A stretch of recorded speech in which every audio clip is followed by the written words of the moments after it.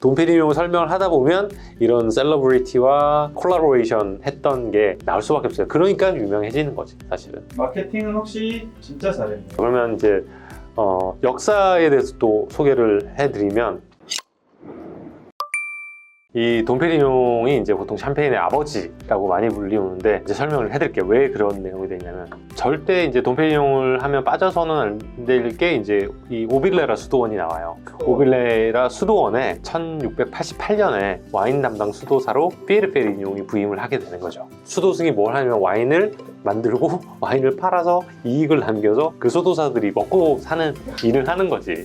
수도승인데 와인 만드는 사람이지. 그래서 이분이 봄에 이제 지하 셀러에서 내려갔다 오다 와인병이 퍽퍽퍽 터지는 걸 본 거지. 그때는 이제 뭐라고 했냐면 그 터진 와인들을 악마의 와인이라 불렀거든요. 근데 우연히 터진 와인을 맛을 보고 맛이 있었던 거지. 이 당시에 이제 피에르 페리뇽이 그 유명한 말이죠. 형제여 나는 지금 별을 보았다 라고 말을 하고 샴페인에 대한 연구를 시작을 했는데, 가장 흔하게 이제 병에 당분과 효모가 남아있을 때 2차 발효가 진행이 되고 그게 버블을 만든다는 거를 피에르 페리뇽이 알게 되는 거죠. 일설에 의하면 시력까지 잃어가면서 연구에 매진을 했고, 지금 이제 샴페인을 만드는 방법이죠. 이제 메토드 쌍파뉴아즈라고 해서 그 방식을 정립을 하고 완성을 시켰죠. 그리고 이제 위대한 수도사한테 붙는 도미누스의 약자 돔 붙게 되고, 이제 돔 피에르 페리뇽인데 피에르가 빠지고 이제 돔 페리뇽이라고 불리게 되죠. 근데 재미난 이야기가 또 있어. 전 세계에서 가장 먼저 스파클링 와인을 만든 나라가 어딜까? 과연 프랑스 샴페인일까? 내가 이 질문을 했으면 샴페인이 아니겠지.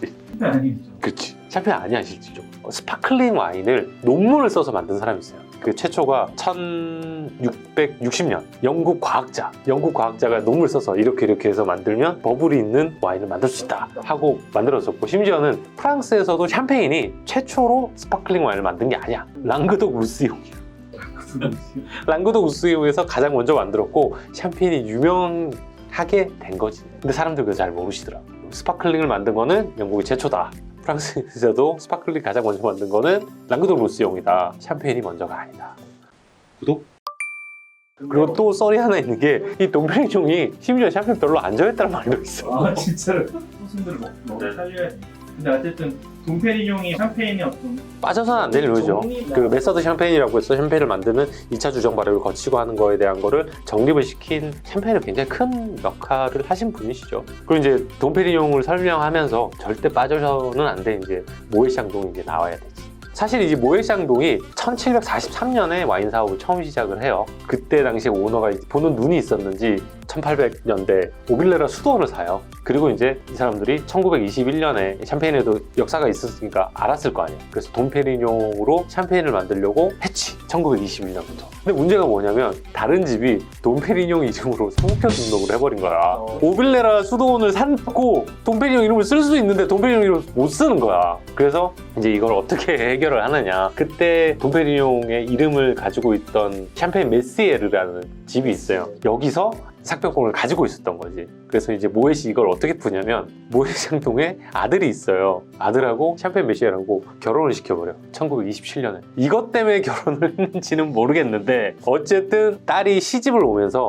돈페리뇽의 상표권을 들고 오게 되는 거지, 공짜로. 그러면서 돈페리뇽 1921년 빈티지가 마침내 1936년에 시장에 이제 첫 숭시가 되는 거죠. 그리고 이제 이 모에샹동이 나중에 헤네시하고 합병을 해서 모엣 헤네시가 돼요. 그리고 이 모엣 헤네시가 나중에 루이비통하고 합병을 하게 되는데, 그게 바로 이제 LVMH, 그 루이비통 모엣 헤네시로 바뀌게 되는 거죠. 1943년까지는 사실은 돈페리뇽하고 모에샹동하고 같이 만들었어요. 근데 이제 1947년부터는 아예 라인업을 따로 해서 다른 방식으로 만들기 시작을 했죠. 그리고 이제 잘 아시겠지만 LVMH 같은 경우에는 돈페리뇽 말고도 슈바블랑, 클로드 람블레이, 이겜, 루이나, 베버클리코, 크루, 그 다음에 아우융 같은 여러 와이너리를 소유를 하고 있죠. 이제 와인 이야기에 들어가면 이 집 같은 경우에는 돈페리뇽은 피노하고 샤르도네만 사용해요. 어떠한 비율도 70%를 넘기지 않아. 되도록이면 뭐 60대 40, 50대 50? 그 정도 되는데 1970년만 75% 정도 샤르도네가 사용이 됐고, 보통 비율이 5대5로 가요. 비율은 그렇게 뭔가 좀 특별한 건 없네요. 피노 무늬가 안 들어가지. 샤르도네, 피노누아 오직 두 가지만.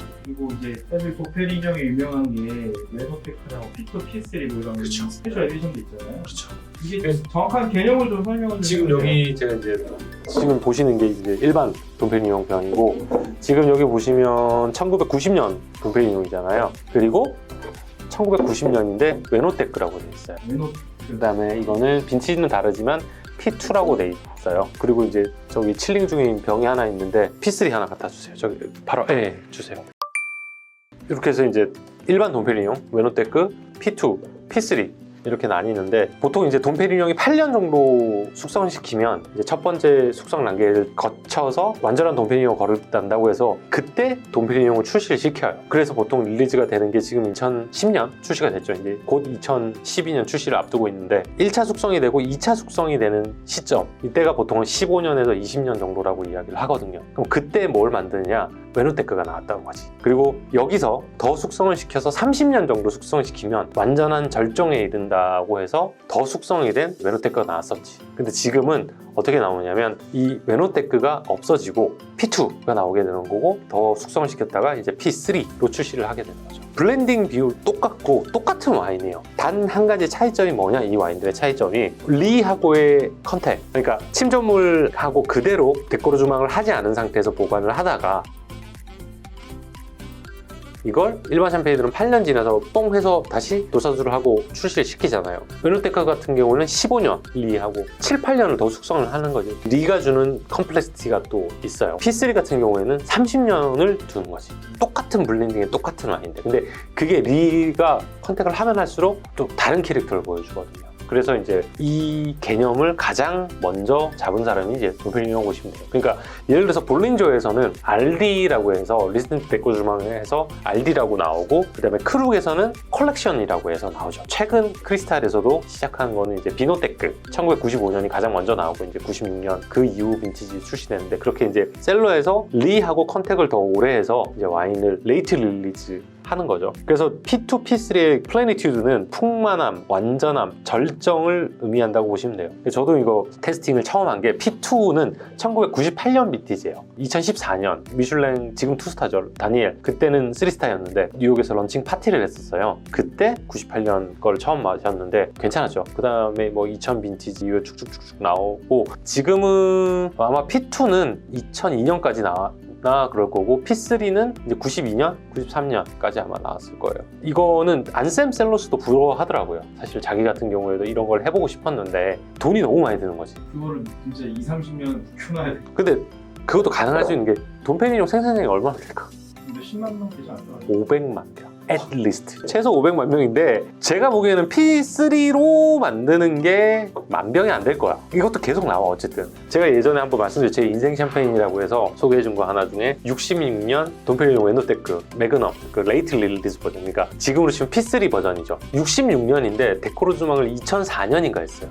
그리고 그게 나왔던 걸 제가 맛을 봤고, 그걸 보고 감동을 처음에 받았었고, 그 다음에 두 번째가 마지막 웨노테크였어요. 그거는 데코종을 몇 년에 했냐면 2012년에 했어요. 심지어는 매그넘 66년. 그걸 먹어보고 우와, 심지어도 거의 50년 그냥 진짜 이거였거든요. 66년 돈페리뇽은 그냥 돈페리뇽도 맛있고, 웨노테크나 P3는 무조건 마셔봐라.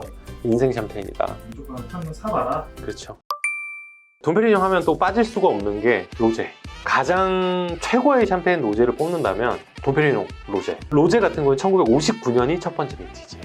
딱 306병만 만들었어요. 어마어마한 가격에 팔고 있어요.